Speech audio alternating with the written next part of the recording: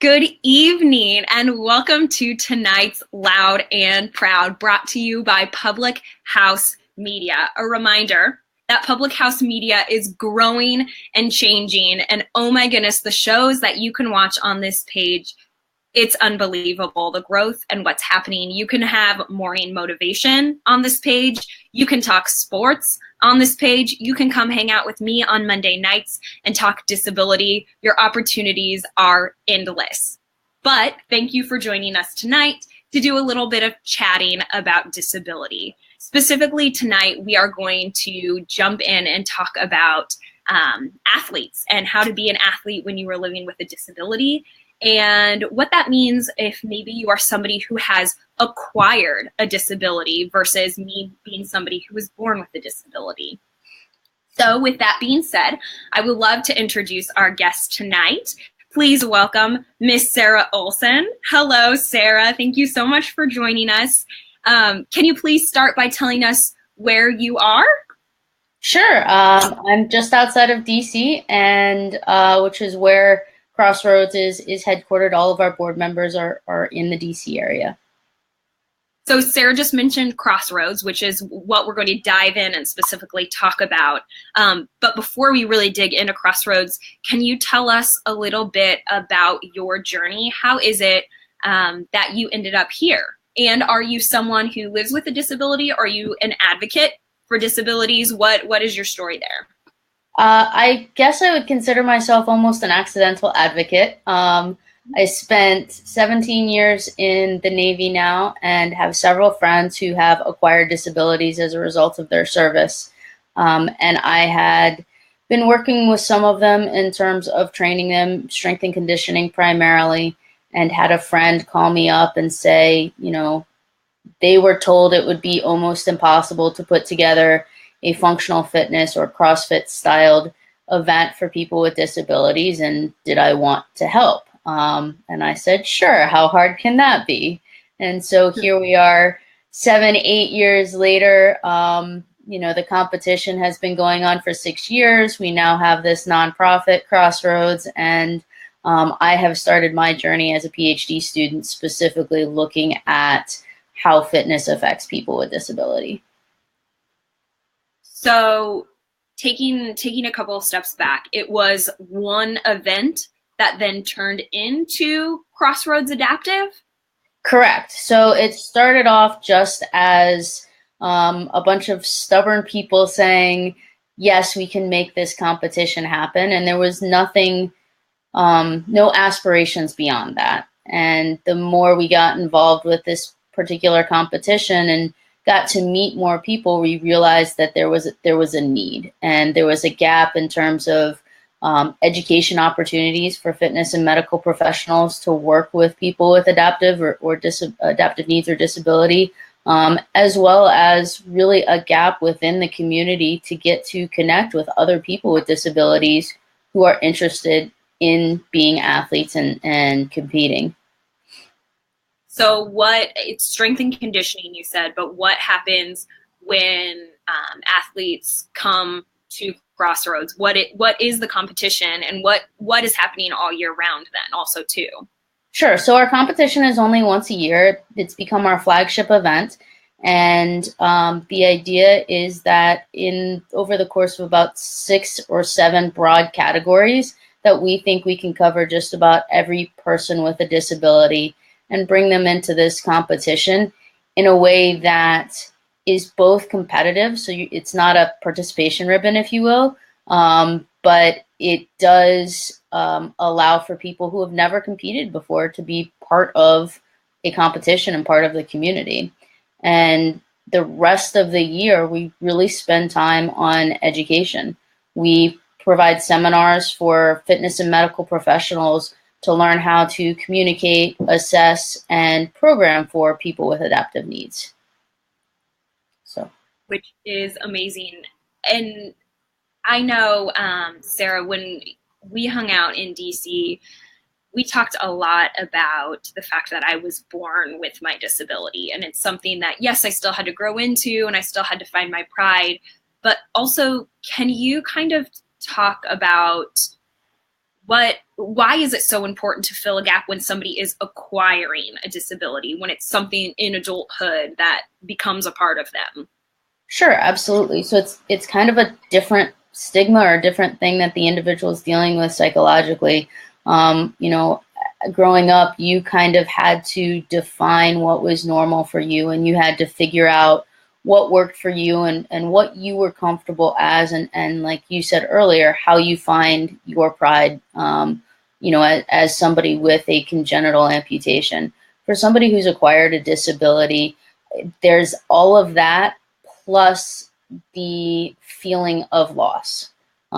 So the idea that there once was a capacity or once was a capability, and now having to figure out if that capability is still there, and how do you manifest it? How do you make yourself feel whole, even when physically you may not look the same way or feel the same way you once did? And so that's really where some of that need or the gap is recognizing the feeling of loss and helping them get past it through physical activity. Can you also talk, or kind of fill in the gaps with, I know, yet again, we've chatted about the fact that you, with your Navy background, and living in DC, inherently many of the people who you are working with are veterans. And that also brings that people who are physically fit and who are used to training. Can you tell us about what it's like to train with people who are so used to living a lifestyle of regimented training and now are able to get back into it and find a way to adapt, and have that community? Yeah, absolutely. So first of all, veterans are stubborn. They were stubborn before any sort of disability or injury, and they're going to remain stubborn afterwards. So it's a little bit different working with wounded vets, and sometimes once they find that activity, once they find that sport, they want to dive into it. And so sometimes it's a matter of reeling somebody back so that you don't create compensatory injuries on top of whatever it is that they're dealing with in terms of their new injury. But the other aspect of it is that willfulness and that stubbornness allows us really as a nonprofit and as an advocacy organization to use them as role models, and to provide them with that sense of regained purpose, where they can show everybody else what people are capable of, and show other people with either acquired or congenital disabilities that they're capable as well, and provide that role model aspect of it from a sport and fitness perspective. Amazing. It's such an important gap that you guys are filling, and such an amazing service that you're providing. Tell us, I know we kind of had jumped into this right before we started, but like you said, you're going back for your PhD. Can you tell us a little bit about that and what you're working on? Yeah, absolutely. So I kind of wanted to get back into school just to help round out the board of directors for Crossroads. We have some phenomenal people on staff who have degrees in kinesiology, who have advanced degrees in nutrition for people with trauma.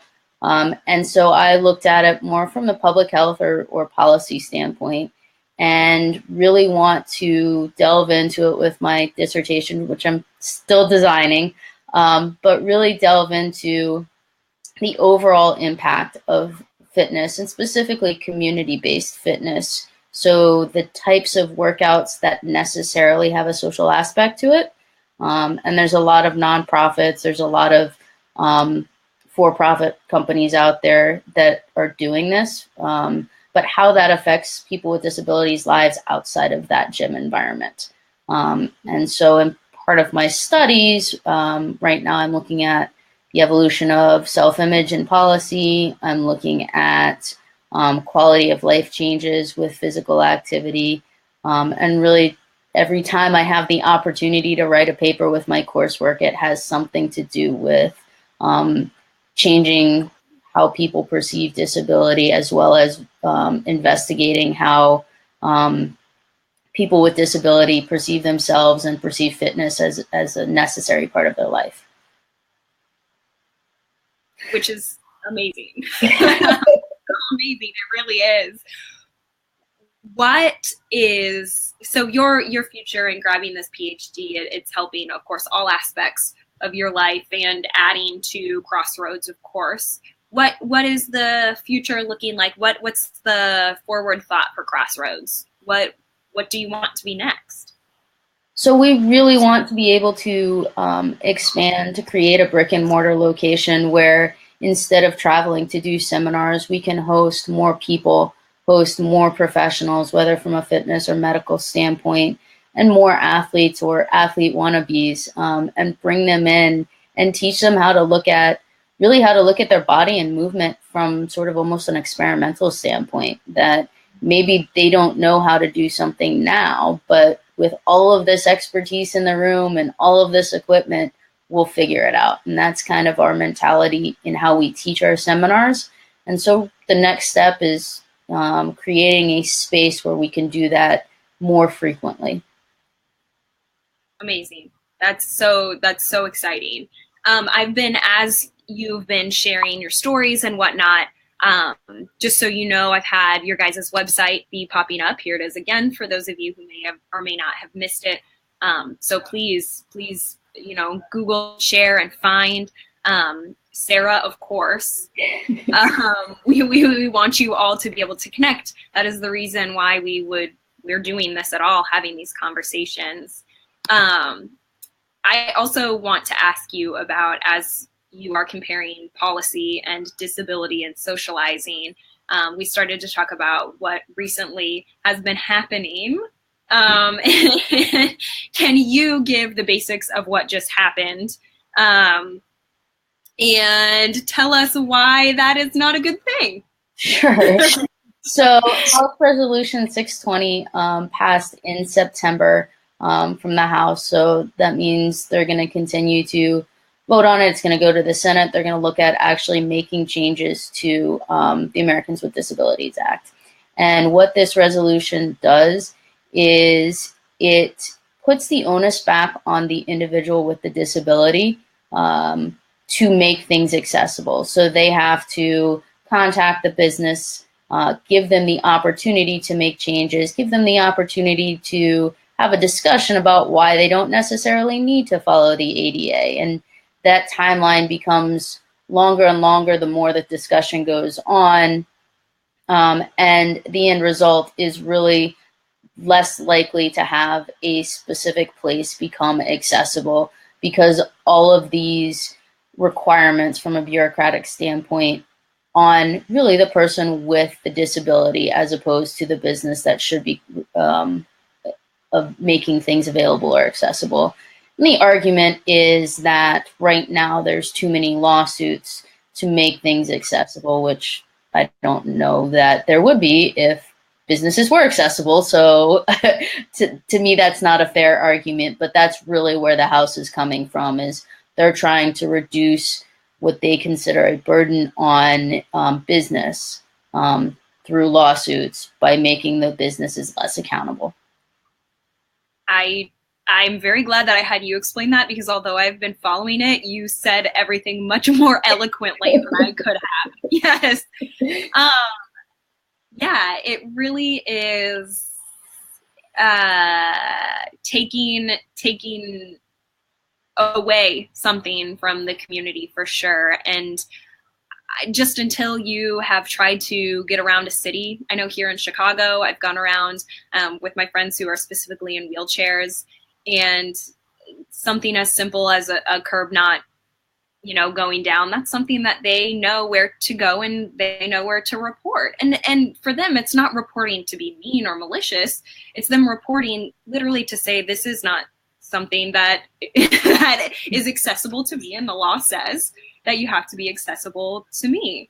So it is quite an interesting thing that has passed through. Is there any way, what are ways that we as a community can speak out against this, or what are actions that we can take? Do you know? So it would be contacting your congressman or your senator. It passed the House. I want to say there were 12 people in the room when the resolution passed. It was like a 10-2 vote. So there's still a lot more that has to occur within the House and the Senate before this becomes something that gets passed up for actual law and changing the ADA. But there's no reason why we can't advocate for it now. Take a look at Senator Duckworth, who senator from Illinois, and fantastic, love her.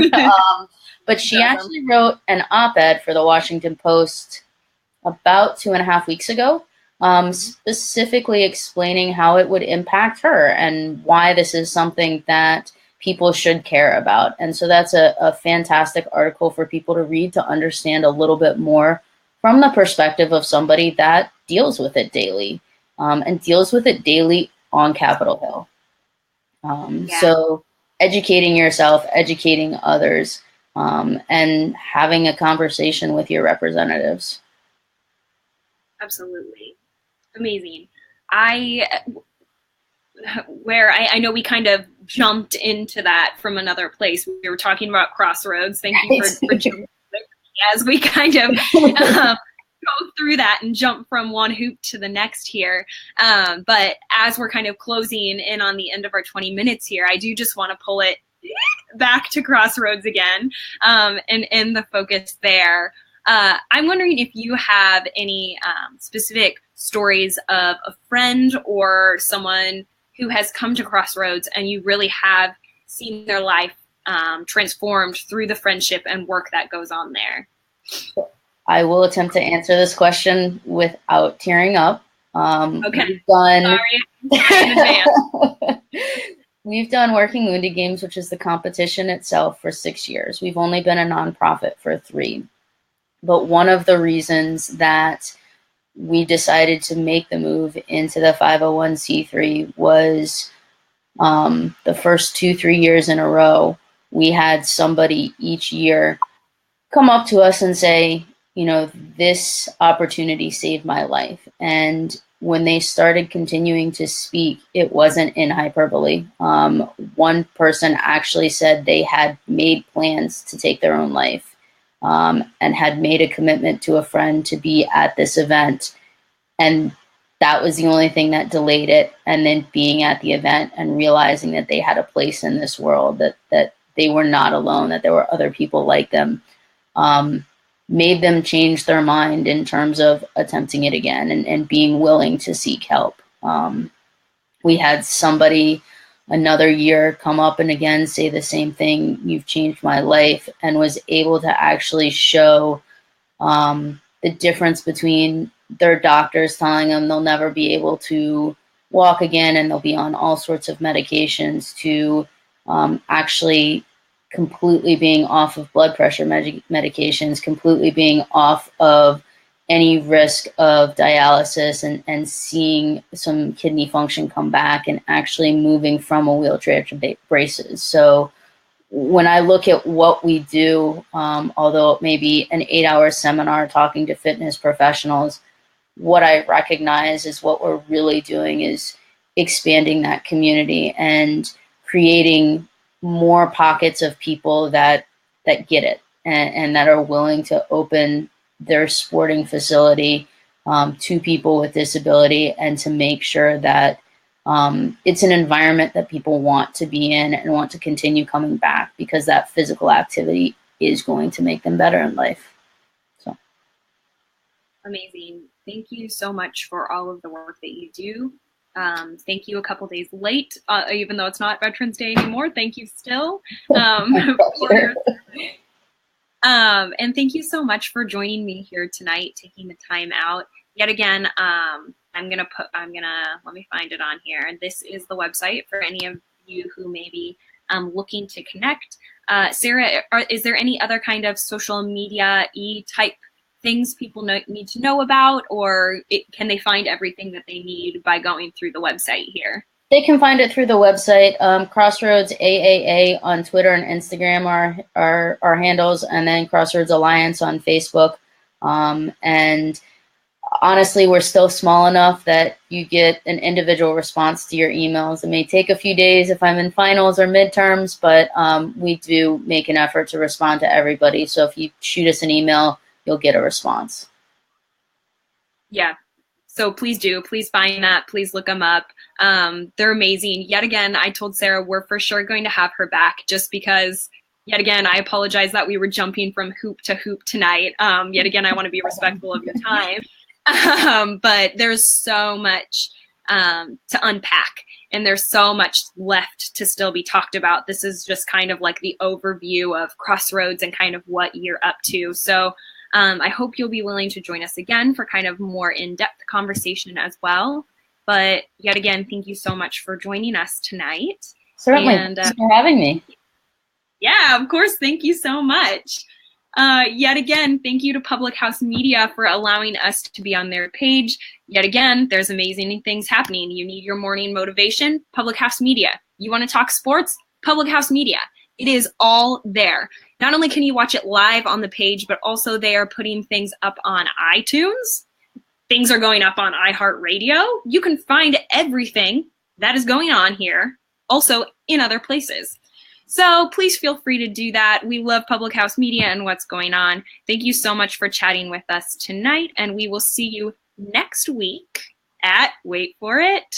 No, I don't have it ready. I'll see you next week, Monday at 8:30 Central Time. Bye.